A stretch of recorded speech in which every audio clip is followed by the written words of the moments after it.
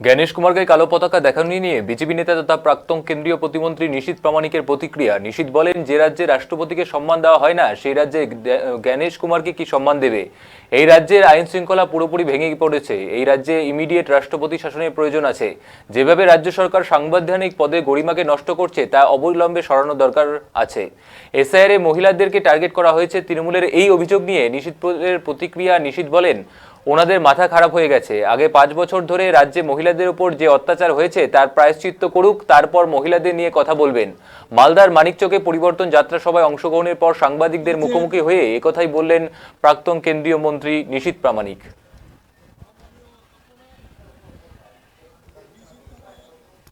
করে নেবে এই এলাকার ভূমিপুত্র সম্মানীয় গৌরচন্দ্র মন্ডল মহাশয়, সকলকে একটু হাততালি দিয়ে অভিনন্দন জানানোর আহ্বান জানাচ্ছি।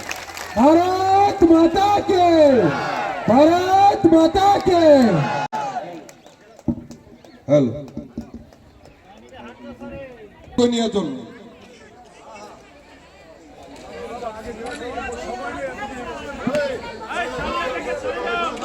এবং বাকি যারা আছেন তাদের বলছি, যারা অতিথি আছেন এবার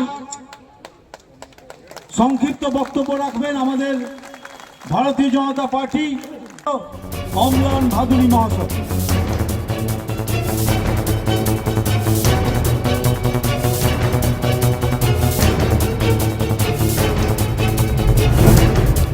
জ্ঞানেশ কুমারকে কালো পতাকা দেখানো নিয়ে বিজেপি নেতা তথা প্রাক্তন কেন্দ্রীয় মন্ত্রী নিশীথ প্রামাণিকের প্রতিক্রিয়া। নিশীথ বলেন, যে রাজ্যে রাষ্ট্রপতিকে সম্মান দেওয়া হয় না সেই রাজ্যে জ্ঞানেশ কুমারকে কি সম্মান দেবেন?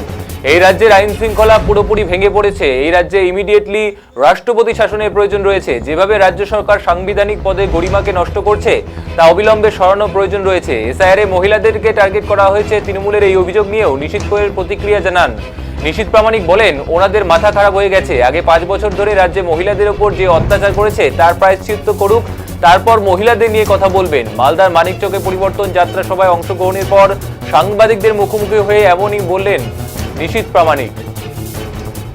তিনি কালীঘাটে যখন যান তখন তাকে কালো পতাকা দেখানো হয়, কি বলবেন? দেখুন, পশ্চিমবঙ্গে তো আইনের শাসন নেই, যেখানে একদিকে আপনারা দেখছেন যে মহামহিম রাষ্ট্রপতি মহোদয়া তিনি বিশেষ কার্যক্রমে যখন আসেন তখন তার প্রোটোকল ব্রেক করা হয়। তো স্বাভাবিকভাবেই যেখানে রাষ্ট্রপতি মহোদয়কেই মানা হচ্ছে না সেখানে জ্ঞানেশ কুমারকে কী করে মানবে? এই রাজ্যে তো ল অ্যান্ড অর্ডার সম্পূর্ণভাবে কোলাপসড হয়ে গেছে। আমরা তো বারবার বলছি যে রাষ্ট্রপতি শাসনের প্রয়োজন রয়েছে, ইমিডিয়েট রাষ্ট্রপতি শাসনের প্রয়োজন রয়েছে। এবং রাষ্ট্রপতি শাসন করে এই যে সমস্ত যেভাবে এই স্টেট গভর্নমেন্ট প্রোটোকলগুলোকে ব্রেক করে সাবোটেজ করার চেষ্টা করছে, বিশেষ করে মানে সাংবিধানিক পদের গরিমাকে নষ্ট করার চেষ্টা করছে, সেগুলোকে রিপেয়ার করা উচিত। আরেকটা বিষয়, সেটা হচ্ছে নির্বাচন কমিশনের সাথে দেখা করে বেরিয়ে তৃণমূল কংগ্রেস অভিযোগ করছে যে এসআইআরে মহিলাদেরকে টার্গেট করা হয়েছে বিশেষ করে। দেখুন, তৃণমূল কংগ্রেস কখন কোন ইস্যু নিয়ে কথা বলবে এর ওনাদের মাথা খারাপ হয়ে গেছে। কখনো গ্যাসের মূল্যবৃদ্ধির কথা বলছে, কখনো নারী সুরক্ষার কথা বলছে। আগে প্রথমে যেভাবে এই 5 বছর ধরে মহিলাদের উপর অত্যাচার হয়েছে, মহিলাদেরকে অপমান করা হয়েছে, সেই অপমানের প্রায়শ্চিত্ত আগে তৃণমূল কংগ্রেস করুক, তারপরে মহিলাদেরকে নিয়ে কথা বলবেন। পরিবর্তন যাত্রাতে এইভাবে যে কাটছাট করা হচ্ছে, আমাদের জেলাতে অনেক কর্মসূচি, অনেক প্ল্যান কাটছাট করা হচ্ছে, কেন? দেখুন, প্রশাসনিক সাবোটেজের জন্য আমাদের এটা করতে হচ্ছে। প্রশাসন বাধা দিয়েছে, আমরা প্রশাসনের সঙ্গে লড়াইয়ে যাইনি। আমরা এখন লড়াইয়ে যাব না। যখন প্রশাসন আমাদের কন্ট্রোলে থাকবে তখন প্রশাসনকে দিয়ে আমরা কাজ করাবো। কলকাতায় এসছেন, তিনি কালীঘাটে যখন যান তখন তাকে কালো পতাকা দেখানো হয়, কি বলবেন?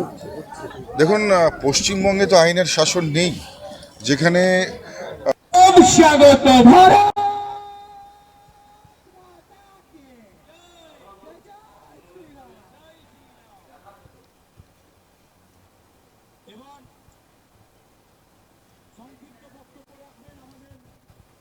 প্রামাণিকের কাছে রাষ্ট্রপতির অসম্মানের কথা মানায় না, কেন উনি নিজে একজন তোলাবাজ এবং তার নিজের এলাকার একজন কুখ্যাত সমাজবিরোধী বলে তিনি পরিচিত।